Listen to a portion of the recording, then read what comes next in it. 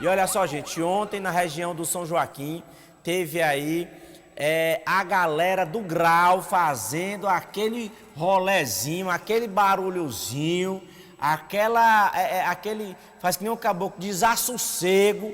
Coloca aí, meu amigo Rafael, por favor. Olha aí, ó, presta atenção aí nessas imagens. Presta atenção aí nessas imagens.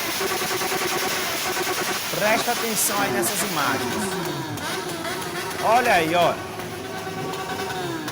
Gente, nada contra.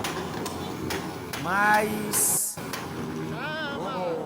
o pai de família que quer essa hora aí dormir, aí é uma situação muito desagradável, viu?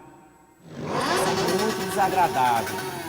Eu acho bonito esse tipo de manobra, essa zoada, mas deveria ser no lugar adequado para esse tipo de ação.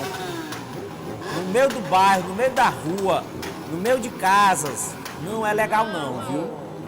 Não é legal.